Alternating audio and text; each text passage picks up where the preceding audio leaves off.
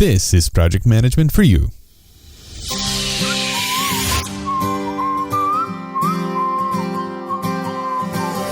Are you a solopreneur, individual, or small business owner who struggles with ideas and lacks converting those ideas into reality? Do you underpromise, afraid you won't deliver?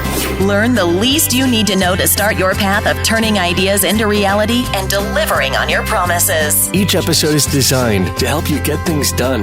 Welcome to Project Management for You with Caesar Abade. Well, hello everyone, and welcome to the 11th episode of the Project Management for You podcast series. I am Caesar Abade, your host, and it is great to have you here. It is Monday, it's a new week, and if you are in Canada, well, happy Thanksgiving.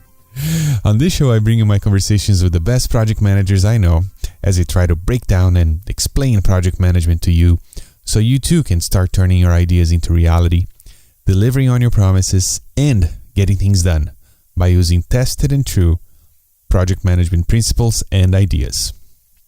Now, also, as you know by now, if you've been listening to this series, I am running a crowdfunding Kickstarter campaign to help me with the costs of my first book called also Project Management for You. And as I record this podcast episode, it has been 13 days, so just 1 day short of 2 weeks that I have been running this campaign, and I'm happy to report that I am 90% funded.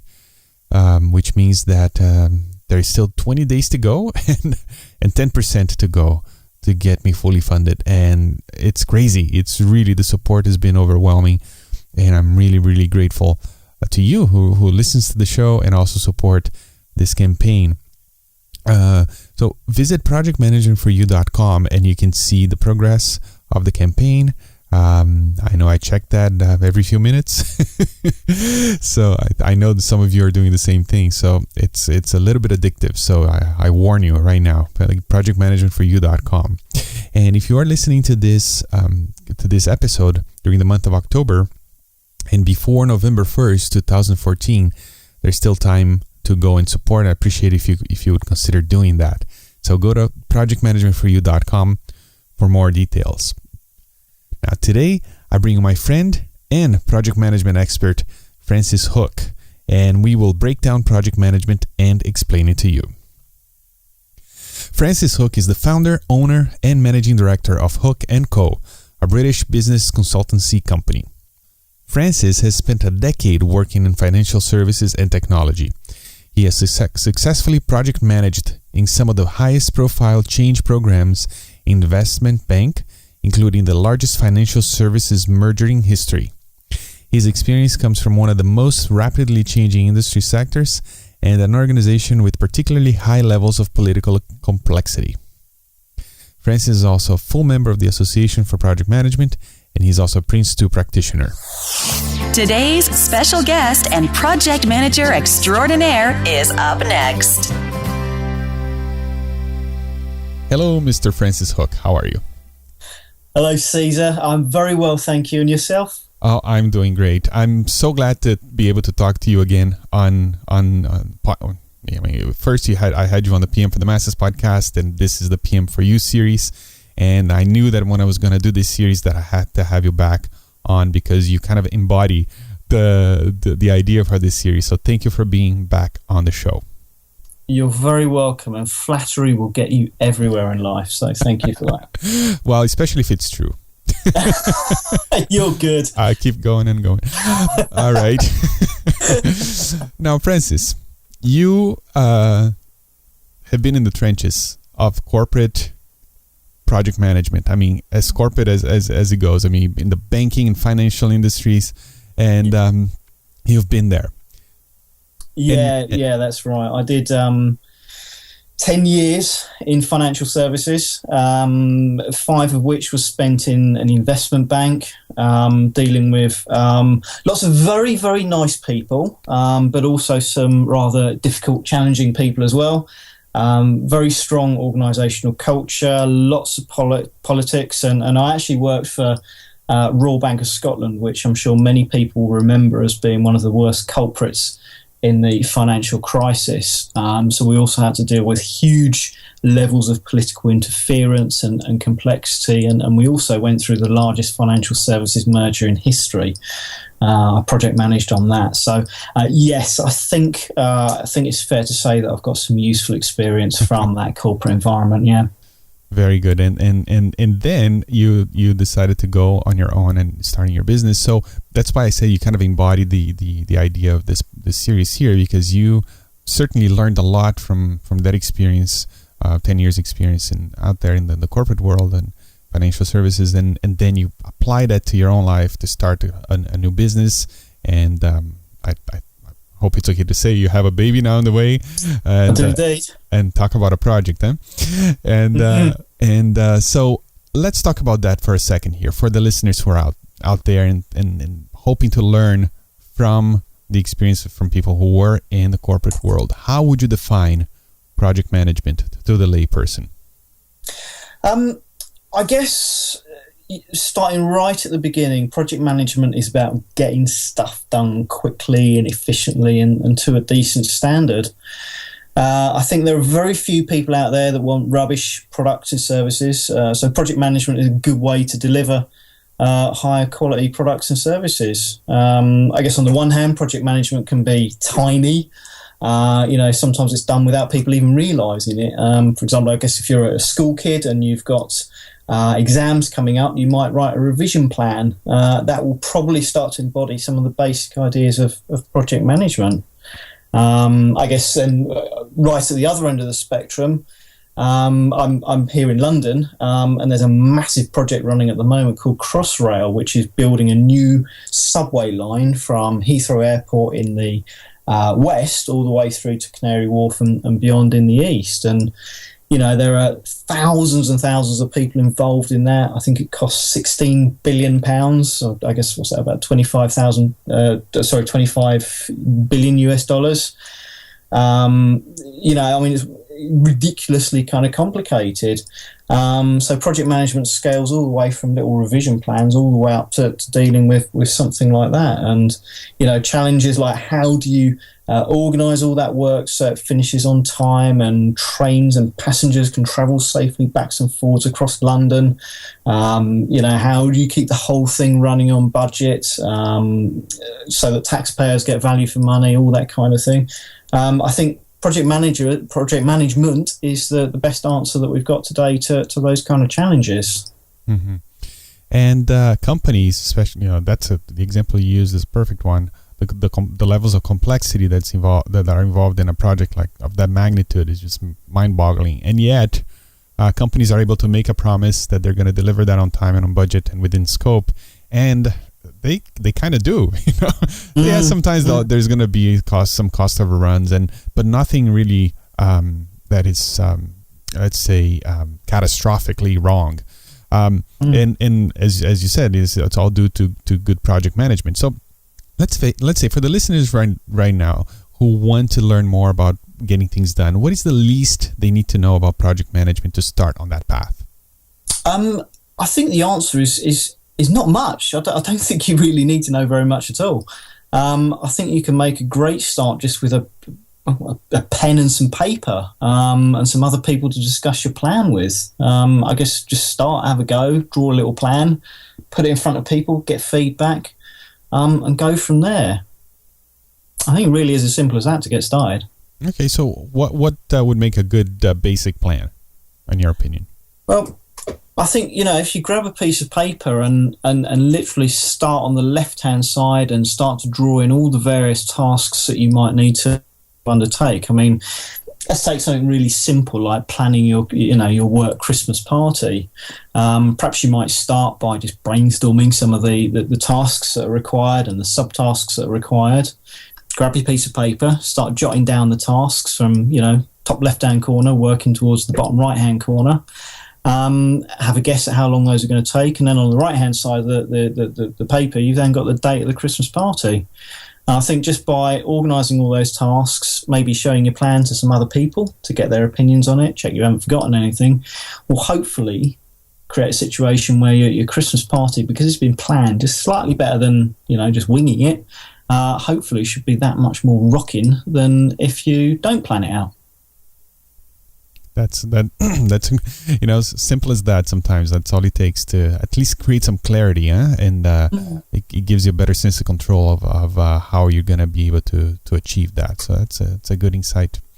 Now, in your opinion, because I believe that project management not only is about getting things done, but also bringing ideas to reality, right?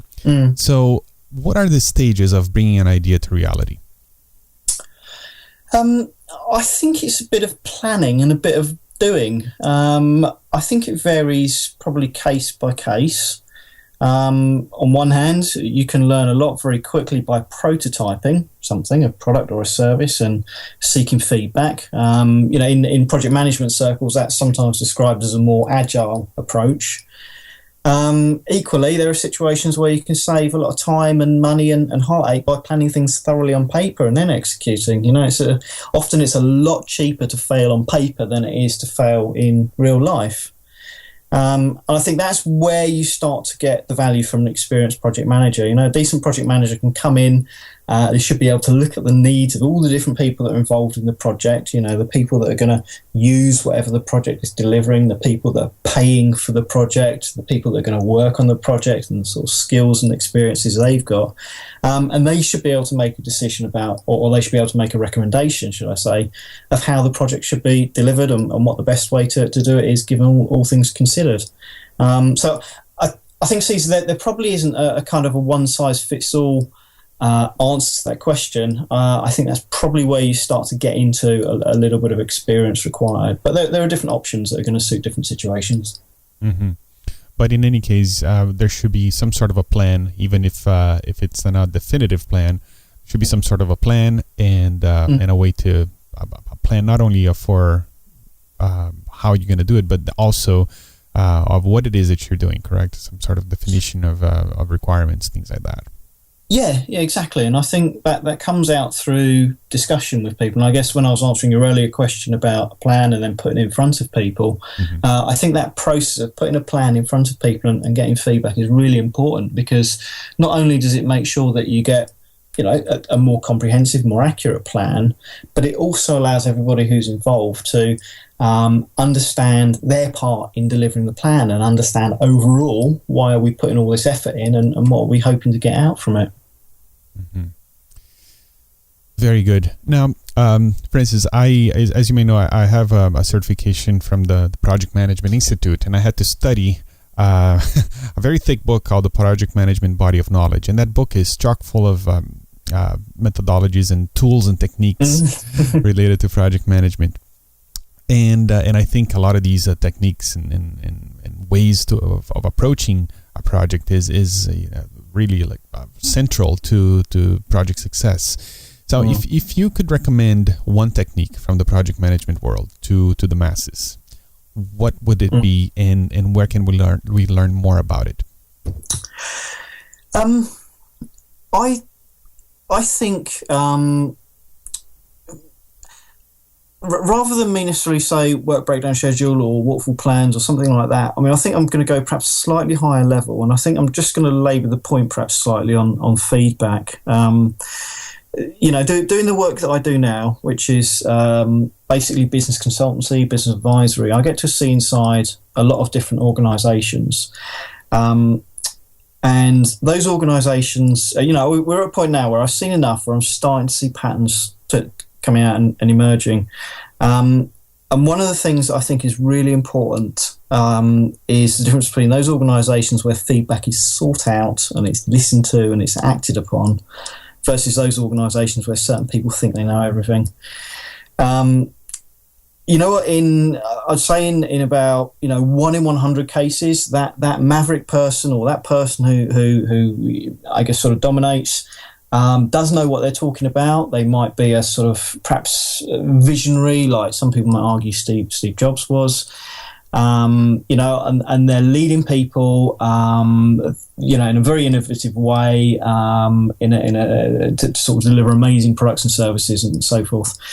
But I think there's a fine line between that scenario and the scenario where you have bosses and managers often, or other members of teams for that matter, who are just somewhat blinkered in terms of how they go about doing things. And I think that whilst the Steve Jobs case might be 1 in 100, I think unfortunately there's a kind of 99 out of 100 cases where some of those behaviours are quite negative. And in businesses, the bottom line is that costs money and limits success. I think it's as simple as that. So with all the project tools and with all of the, you know, as you quite rightly say, the sort of PM body of knowledge and all those kind of big directories full of ideas and techniques and tools and so forth, I think possibly I think something that jumps out at me as being more important is going right back to basics of communication and feedback, walking people through your plans, making sure they're all on the same page, and listening to all the ideas and all the contributions that people have got. You know, there really does seem to be a strong correlation between success in organisations and doing those kind of behaviours. One thing you read when you start studying project management is that 90% of the work of the project manager is communication. So what you're saying there makes a lot of sense. Not only, even if you don't have a team, if you're just a solopreneur, you're going to have clients that you need to communicate with and get feedback from. And in the end, people buy and people work and they collaborate with people they like, know, and trust, correct? Exactly, yeah. Yeah, so it's all right. So let's say you want to improve your communications. What's your suggestion for those who are in that situation? To improve your communications? Yeah. Put you on the spot here. Yeah. I think improving communications, I think listening is really important. I mean, I think we all know when we're truly listening to somebody or when we're just kind of giving them a kind of lip service. I don't know if that's the right phrase to use, but you know, you've been sat in a meeting and you on the one hand, you might either be completely absorbed in it, you're following the conversation, you're contributing, the notes that you might be taking down are really accurate. You know, you follow the conversation, you make useful inputs at the right time, you're not confused by the terminology that's being used, all the rest of it. On the other hand, I'm sure we've all had the experiences of being in meetings where we've kind of, you know, our eyes have wandered and we've looked out the window at the view across the city. You know, we've wondered what we're going to have for dinner that evening. We might have our phone and we might be sending a text message to our other half, arranging when we're going to get home and this, that and the other. And we're not, you know, physically we're in the room, but mentally we're not in the room. I think, you know, the former is an example of good listening skills, and I think that's fundamental to good communication. The latter is an example of poor communication, and I think that's where issues can creep in, where people become disjointed in how they think about a project, for example. So I think, you know, just perhaps a little tip would be, you know, if you are in a situation like that, you know, really try hard to listen and don't let yourself drift away. And maybe if you are in that situation drifting away, there's kind of wider questions about what you're actually doing in that meeting and is it actually that valuable and useful to bring all those people together and all the money that costs to do. Mm-hmm. Now, on that topic of communications and dealing with people, you know, managing projects, whether you're a company or yourself or your small business, you're going to have to deal with people. And a lot of times you're going to have to work and delegate some of the tasks that you either don't want to do or you can't do or you shouldn't do. So what's the best way to know when and what to delegate and maybe how to compel people to collaborate on a project? I guess that delegation is broader than just project management. I think it's a really crucial skill in all walks of life. Mm-hmm. I mean, if you just think about it at a really, really fundamental level, right, there's a ceiling on what one human being can achieve. If you ever want to get beyond being just a one-man band or just a single individual contributor in an organisation, then you've got to learn to delegate. You know, if you ever want to lead a team or get promoted or something of that nature, then you've got to delegate, right? And you've got to take advantage of all the power that a team has to offer. So I think that's probably just my kind of opening thoughts on delegation. Did you want me to go on a bit more? Sure. Just so let's say you decide to take on a project. Let's use that example you mentioned, the work Christmas party. How you're gonna make a plan, and then you're gonna have tasks there, and let's say we call work packages, right? In project management, which are like a small deliverables, things that you need to deliver to make that happen. What is there a method to deciding what you should do yourself and what you should try to get someone to help you with? I guess there are probably warning signs, right? I mean, if you're if you're trying to do too much and the work you're producing isn't up to your usual standards, and perhaps you're missing deadlines and stuff like that, then chances are you've got too much stuff on your shoulders. There's a little phrase called hero syndrome, where some people choose to try and take on the weight of the world on their shoulders because for whatever reason in their psychology it makes them feel good or valued or powerful or whatever.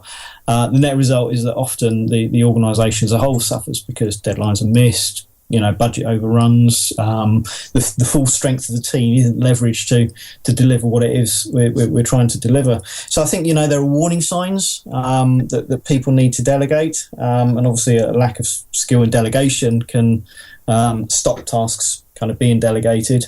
And then probably a sort of a second dimension on that is around kind of roles and responsibilities. Now, certain people across the team are going to have certain talents, and there is a skill in management and leadership and being able to assign correct tasks to the most suitable individuals or the most talented individuals.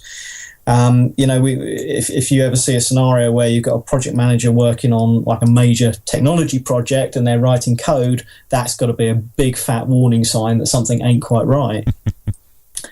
But anyway, that said, I mean, I've made it probably sound really quite easy. I think delegation, frankly, isn't that easy. If it was, everyone would do it, and we wouldn't even be having this conversation, I suspect.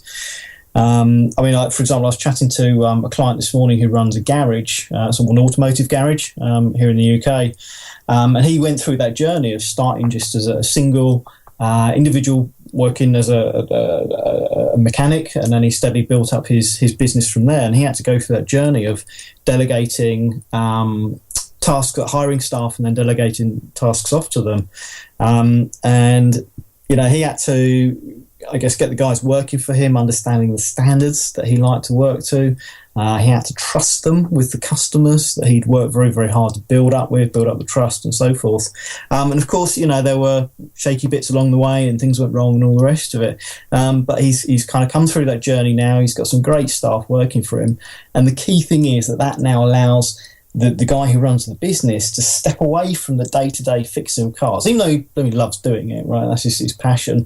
It allows him to step away from doing that and think about the future of the business. And I think that's really, really important. When you start employing staff, I think you pick up a duty of care to those staff to make sure that the business continues to be viable, continues to have customers coming in, and continue to be able to pay the wages, salaries of the guys that he's got working for him. If this dude had his head down in the garage with his spanners, I don't think he'd be thinking about the future of his business as well as he is today. So I think in that instance, he's doing exactly the right thing. But it's not easy. Yeah. The old way of saying that you move from working in your business to working on your business, correct? Exactly, yes. Yeah, and I work for a small company as well, family business, and delegating is hard. I agree, and it sounds like it shouldn't be hard because you're just unloading yourself from doing something. But a lot of times there's that whole mentality. Okay, well, I can do this faster than if it's going to take me longer to teach someone to do it, or when I do it, I'm making sure that it's done right and up to my standards and that those are I find that mindset is limiting in a way because it might take you longer to teach, but it's just a couple times you have to do it, and then you can hand that off. Well, it's that old phrase, isn't it, of give a man a fish and he'll feed himself for a day, teach him how to fish and he'll feed himself for a lifetime. Right. Yep. It's there's wisdom in the old adages, I think. Very good. Now, Francis, I'm going to ask you a little bit about Hooke & Co., but before we go there, is there a final thought for the listener right now who wants to learn and use project management to get things done in their lives? I think that I suspect that pretty much in fact, actually, I'll be brave, right? I reckon everybody who's listening to this podcast will in some way have done some form of project management in the past. Even if it's as little as writing a revision plan in the lead up to exams when they were at school, when they were younger, right? People will have used some of the fundamental principles of project management in the past.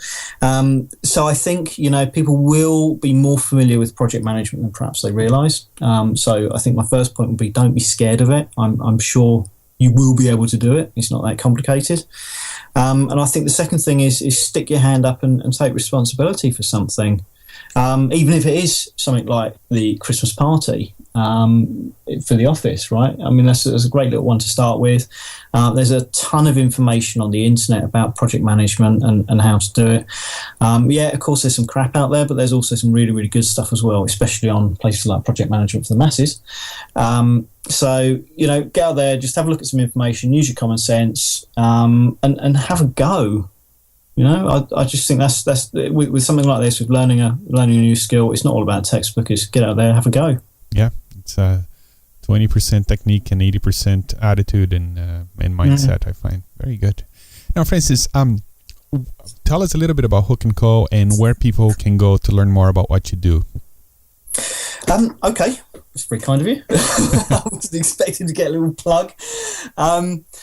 So Hooke & Co is a business consultancy company, and we build brilliant businesses. I guess what we're saying is that often you'll have situations where somebody is an expert in their particular field or domain. Let's call it widgets. Someone is an expert in widgets and building widgets and selling widgets and doing all things associated with widgets.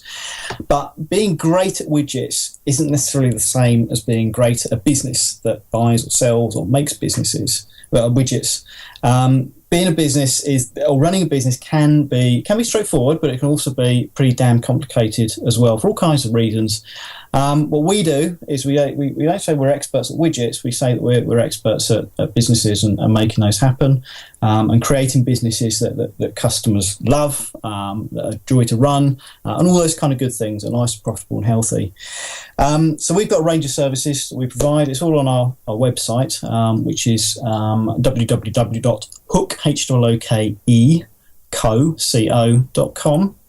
You can have a nose around at what we do. If there is anybody here from the UK listening in, hopefully there is, we do principally operate in the UK, and we come along, have very informal chats with people, talk about the businesses, find out if there's anything that we can do to help them become more successful and ultimately build a brilliant business, which is what I think everybody wants.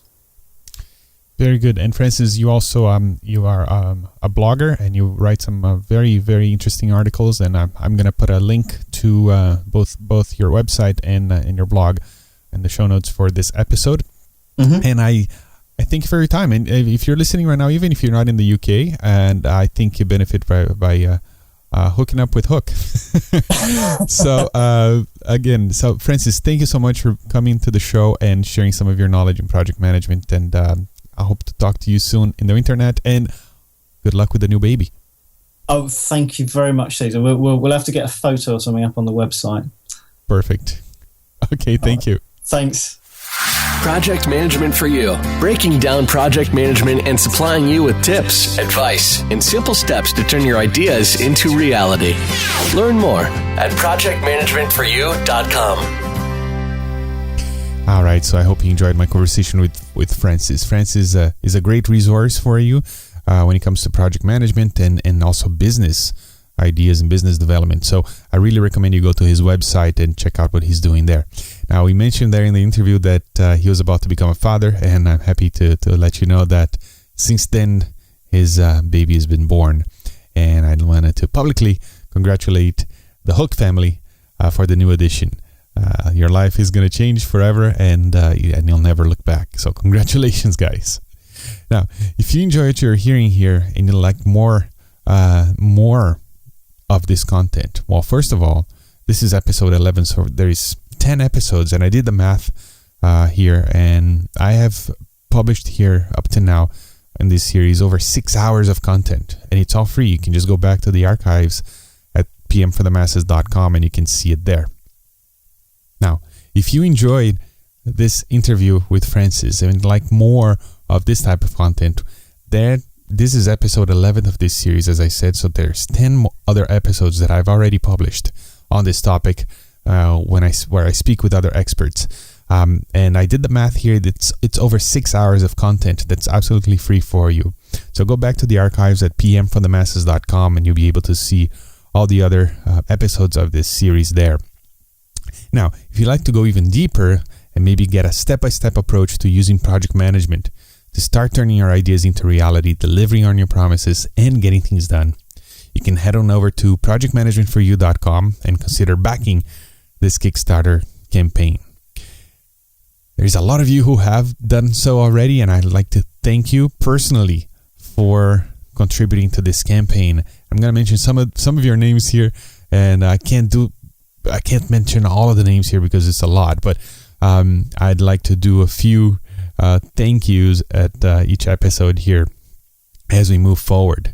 So here we go. Tracy Duez, thank you. Mark Mason, Margaret Meloni, Erica and Matt Salee, John Murphy, Max. I don't have your last name, Max, but thank you very much. Andy Kaufman, Melissa Snell, Neil Pragnell, Michelle Dion, Jacob and Yvonne Simpson, and many, many others. So thank you so much for your support. It means the world to me, and it looks like I'll be able to make it thanks to you. So that's it. That's what I had for you today. I hope you enjoyed this Thanksgiving Monday here in Canada if you are Canadian. And if you're not, I hope you had a good day at work. So have a great day, and I'll talk to you next time. And until then, remember that life is a project, and you, my friend, are the manager. Ciao, ciao. Thank you for listening. Tune in next time for more inspiring interviews and key information to help you get things done. Want to learn more? Go to projectmanagementforyou.com and order Caesar's book, Project Management for You. Your path of turning ideas into reality starts now.